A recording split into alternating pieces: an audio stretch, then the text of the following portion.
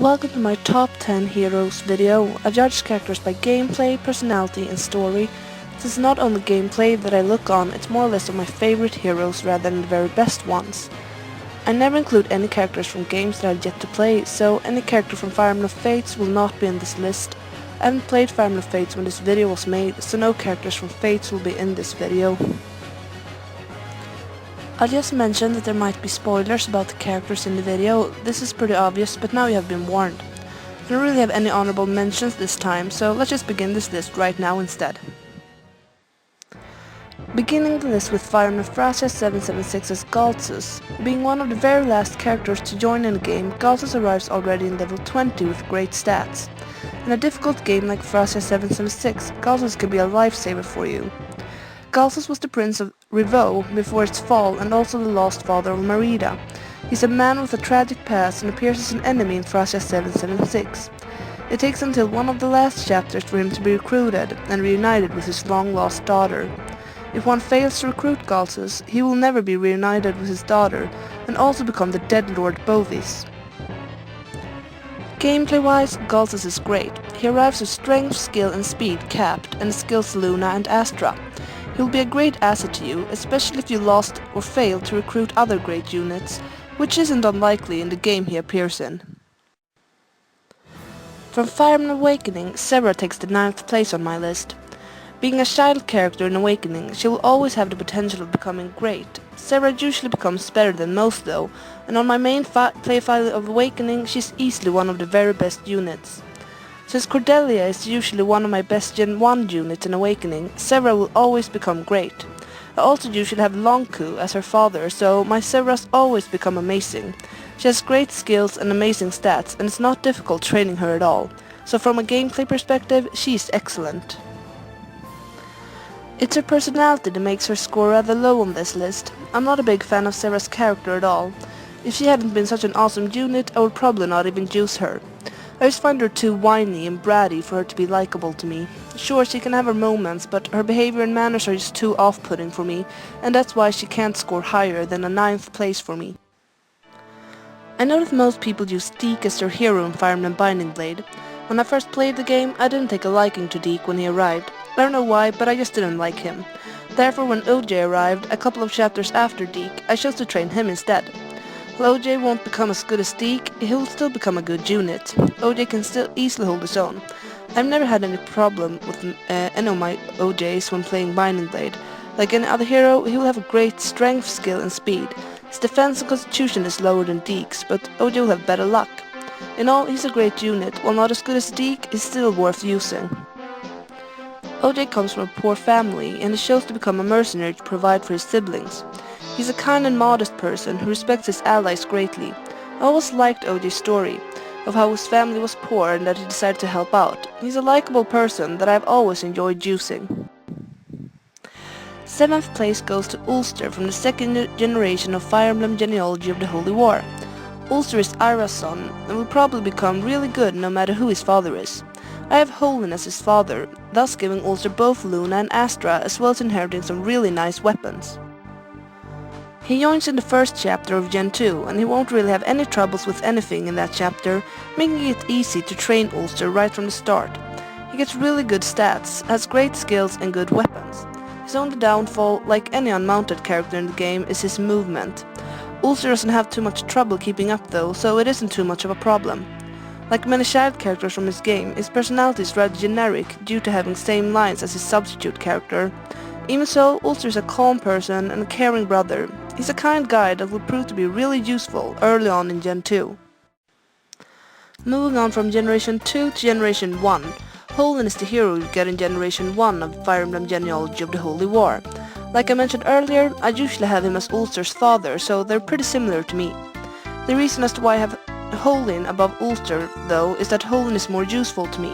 There aren't many holy weapon users throughout Gen 1, as there are in Gen 2, so Holin doesn't have too many broken units to compare with. Also, for some reason, Holin has always been extremely good at dodging ballistas for me. It has become a running joke at my place. No other units dodge ballistas like Holin does. He doesn't have Astra like Ulster does, so he technically isn't as good as Ulster, but compared to a respective generation, Holin keeps up better with his. He's a sturdy offensive unit that can be put on front lines without any worries. He's a lot like Ulster, but he could keep up with the other characters from his generation better, and therefore deserved a higher place on my list. Any character that helped me get through Thracia 776 deserves a spot on their class list. Orson was one of my best characters when I played Thracia 776. There were plenty of occasions where Orson was the reason that I pulled through in that game. Being from the Fire Emblem that is considered the most difficult one, a character has to be good to be of use in that game. Orson is more than good, he is a critical master. Thanks to his Wrath skill and his personal axe, the Poogie Axe, Orson will be a terror on the battlefield. Since I also used Tanya a lot, he got support from her and together they destroyed their enemies. While I actually don't remember too much of his personality, his gameplay makes up for it. Starting out as a fighter, he has great strength and good HP. He usually doesn't have a problem with speed. Skill on the other hand could get a little help from the scrolls in the game. It's in his critical hits where Orson shines. Like I mentioned, he has the Wrath skill and he is the only one who can use the Poogie Axe, a ranged weapon with high hit and an extra 13 critical hit. This all makes Orson an amazing unit and you won't regret training him a single time. On 4th place I have the first mercenary in the series, Ogma. While many characters from the early games don't really have much background stories, Ogma actually has a lot. He was once the son of a nobleman, but after his father was executed and his mother died protecting him, Ogma was forced to become a gladiator. It was during that time that he was saved by Princess Shida. Being eternally grateful to the girl, he swore eternal loyalty to her and became her bodyguard.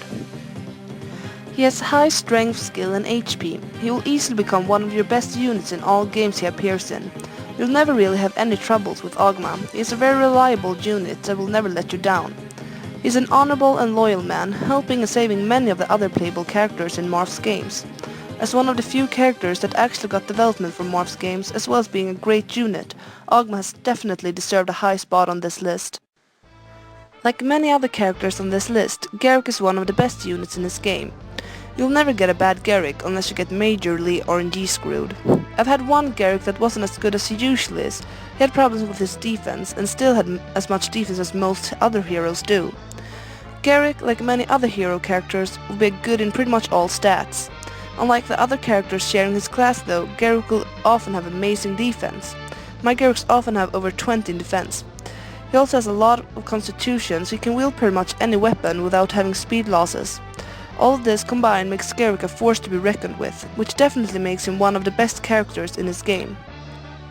He's an experienced and kind man. Garrick actually dislikes fighting a great deal, but he has gotten stuck being a mercenary because he wants to protect all the friends he has made. He's a well-known mercenary and knowledgeable man. Garrick is that type of character that many looks up to and admires. A man who lives up to his reputation, he has surely earned a 3rd place. Inigo from Fire Emblem Awakening is the type of character that I often end up liking. I don't know why, but I often like the flirty guys in any video game I play.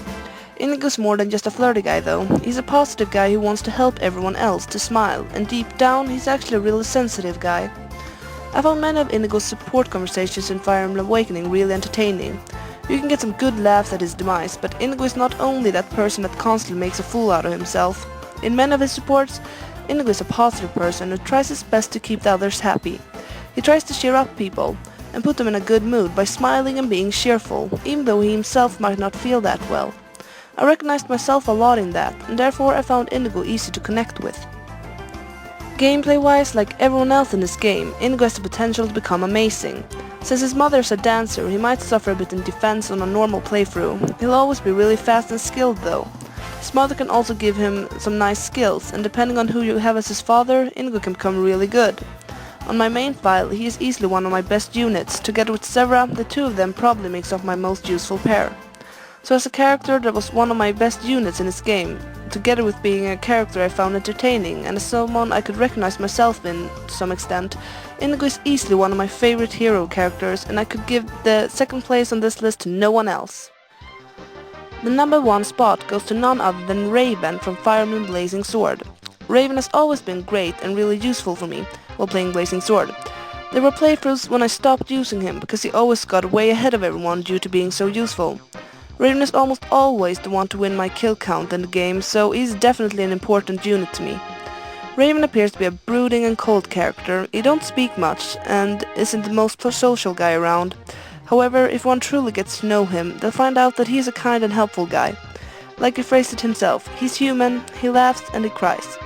I always liked how Raven can get over this whole revenge scheme that he starts out with. He'll abandon it for the people close to him. He's a nice person who'll help you out, whether it's to straighten your bowstring or to improve your riding skill. In gameplay, Raven can only be described as one of the best in the game. Like many other heroes, Raven has great strength, skill, speed and HP. The things that he can have problems with are defense, resistance and luck. Most people in this game have problem with resistance though, so that shouldn't be held against him. Raven is probably the best all-arounder in the game.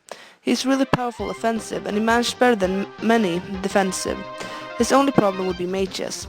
Due to being the hero I have found most useful in the game he appears in, Raven definitely deserves the first place for me. He might not be the very best hero character, but judged by the game, he's the best hero for me at least. No other character has been the most useful unit in their game for me. I could never imagine playing through Fire Emblem Blazing Sword without Raven on my team, so he'll always be the #1 hero character for me. That's all for my top 10 hero list. Thank you for watching my video. You probably have a different opinion from mine, so do feel free to leave a comment about it if you want. I love hearing about other people's thoughts, so don't be afraid to share yours. Once again, thanks for watching my video. Feel free to watch some of my other videos if you have nothing better to do.